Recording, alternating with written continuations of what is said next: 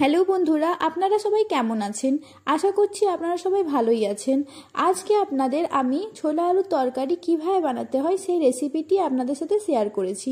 আপনারা দেখতে পাচ্ছেন সারাদিন ভিজিয়ে রাখা ছোলাটি প্রেসার কুকারে আমি দিয়ে দিয়েছি এবং 4টে আলু ছোট ছোট করে কেটে সেটিকেও প্রেসার কুকারে দিয়ে দিয়েছি। এবার প্রেসার কুকারটি গ্যাসে চাপিয়ে এই দুটি সেদ্ধ করে নিচ্ছি। আমি এদিকে ছোলা এবং আলু সেদ্ধ হতে চাপিয়ে দিয়েছি, আর এদিকে দেখতে পাচ্ছেন পেঁয়াজ, টমেটো এবং কাঁচা লঙ্কা কেটে রেখে দিয়েছি।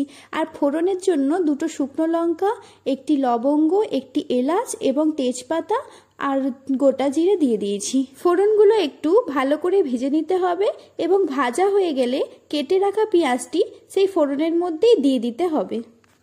এবার পেঁয়াজগুলিও ভালো করে ভেজে নিতে হবে যতক্ষণ না পেঁয়াজটি লাল হয়ে আসছে।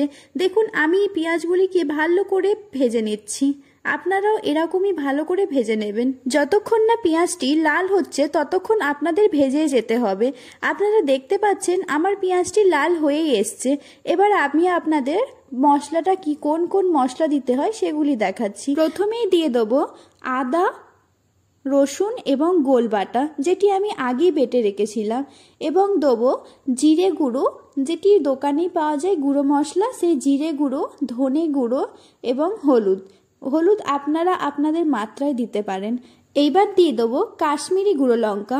কাশ্মীরি গুঁড়ো লঙ্কাতে ঝাল হয় না সেরকম, আপনারা কাশ্মীরি গুঁড়ো লঙ্কা দিতে পারেন, সেটিতে কালার আসে এবং তরকারি দেখতেও খুব ভালো লাগে এবং টেস্টও বাড়ে। এইবার সব মশলাগুলিকে ভালো করে মিলিয়ে নিতে হবে এবং ভালো করে সেটিকে কষতে হবে যতক্ষণ না তার মধ্যে থেকে তেল ছেড়ে আসছে।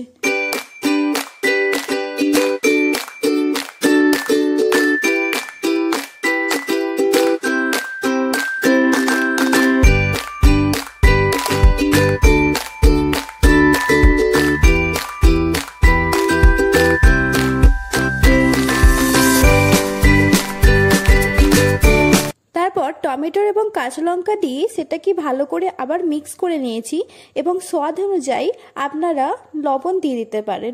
আমি স্বাদ অনুযায়ী লবণ দিয়ে দিয়েছি, আপনারা যেমন খান তেমন লবণ দিয়ে দেবেন এবং এটিকে ভালো করে কষে, আর আপনাদের দেখুন প্রেসার কুকারে ওটি আমার সেদ্ধও হয়ে গেছে।